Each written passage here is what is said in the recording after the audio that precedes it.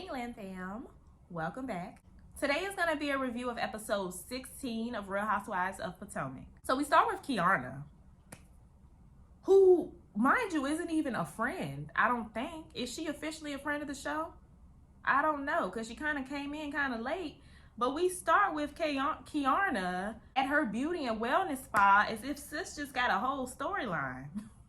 How are you getting storylines before some of these flute holders? Interesting. But she invites Candace and Wendy, and once again she confronts them about, not checking up on her when she was sick in the DR. And they also talk about Robyn and how Candace didn't appreciate Robyn using dog whistling terms such as defamation and things like that. So at this point she's at her wit's end with Robyn. Good, because I think Robyn has been at her wit's end with you. But I definitely feel like Kiana is secured for next season. I don't know what y'all think. I mean, we seeing this girl spa. Like, sis, she started off the episode. That's a good sign. I think we probably gonna see more Kiana, which I like. Grace also left for college this episode. I mean, they tried to make it really sad. I mean, of course, it's a sad situation, but I mean, so I don't know. I just feel like they're really trying to like humanize Jazelle, and it's like, okay, she is a human. We don't really have to humanize her. We understand she's a human. I think people just think that she's a mean human.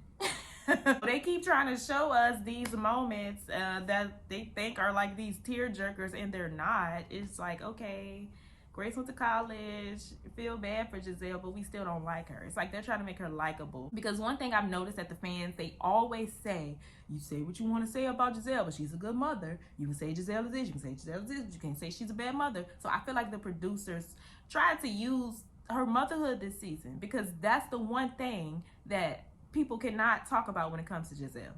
So, they tried it. They tried it, but not one tear fell from this eye. Next is Ashley, Robyn, and Charisse. Charisse is going to have a crab boil, I guess mainly to bring Mia and Jacqueline together. She decided to invite Karen, but Karen declines because Ray is allergic to seafood. I don't know what that got to do with Karen. She obviously didn't want to see Charisse, because I highly doubt Karen is just steering away from seafood in general. You in the grocery store, you see crab legs, and you got a beeline this way because Ray is allergic. I highly doubt that's how that works. You just did not want to be around Charisse. Candace shows up. Robyn refuses to open the door for her. She's like walking downstairs to open it, and then she sees it's Candace, and she's like, "Oh, never mind." Okay. You got it good. Yeah. And I took my wet shoes off. Do you want them to take their wet shoes off? Yeah, that'd be cool. Oh, okay, never mind. I'm not getting that. I don't know. Honestly, when it comes to the Robyn and Candace thing, I can't believe it, but I am on Robyn's side. And Nneka walks in with this sash and this crown. She went and got custom made. She really took time out of her day to go do this. They said Grand Dame on it.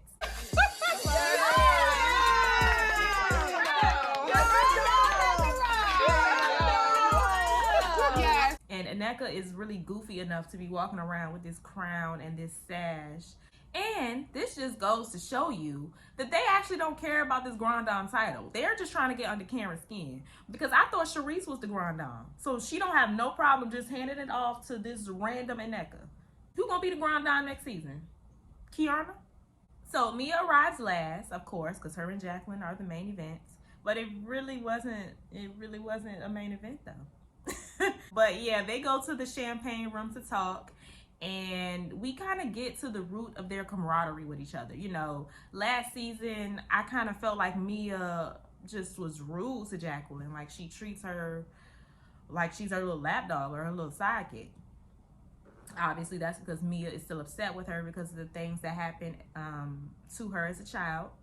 And then obviously Jacqueline allows the treatment because she feels bad about what happened to Mia. So we kind of got to the root of that. I understand their relationship now and why they kind of don't seem like they really friends, or they really don't like each other. They're just holding a lot of resentment. They seem to have resolved it though. But Jacqueline didn't want to hug it out. But they resolved it. Why don't nobody be wanting to hug Mia? Karen didn't want to hug her. She gave her a little fist bump. Don't nobody be wanting to hug Mia. Is Mia that bad? So then lastly, Charisse brings up Robyn and Candace and their issues. And Candace brings up how she has an issue with Robyn because she sent their text messages to a blogger / podcaster to explain or show her and Candace's fallout. Candace had an issue with that because she feels like it makes her look bad. But how do it make you look bad if you didn't do nothing bad? But Robyn did explain it on Watch What Happens Live. Well, he was a mutual supporter of Candace and I, and he was really hurt to see our friendship go to pits. So he'd been in communication with Chris Bassett, who told him, you know, Candace that I left her on red, pretty much. And I was like, okay, this is what he's talking about. So Robyn explained on Watch What Happens Live that the reason that she showed the text messages to the blogger is because the blogger actually talked to Chris first. Chris told the blogger that Candace was left on red, so Robyn, I guess, showed why she was left on red. This blogger, I don't know what type of blogger this is, but where are the messages? if Robyn had showed this to like the Shade Room or Neighborhood Talk or somebody like that, the messages would have been out. Where are the messages? But if that is true, if that is the truth, do I have an issue with Robyn showing the messages? No, because y'all kind of talked to them first. So it was kind of like Robyn stating her case or proving herself. I don't know. If that story is true, then I don't really have an issue with what she did because Chris talked to him first. But yeah, it got really bad. Okay, you make it. Okay. You make it. Okay, I did. Because this is not going. You shared. So, Charisse is screaming because she drunk, and Candace left. And it pretty much ends there. It is a disaster.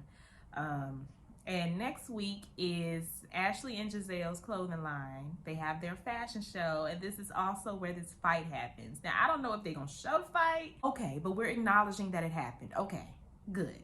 I just feel like next week is probably going to be the most talked about episode of the season. I'm actually very excited to see it. I don't even care if they show the fight or not.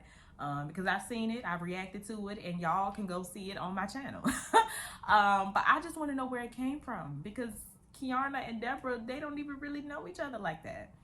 But yeah, that was this week's episode.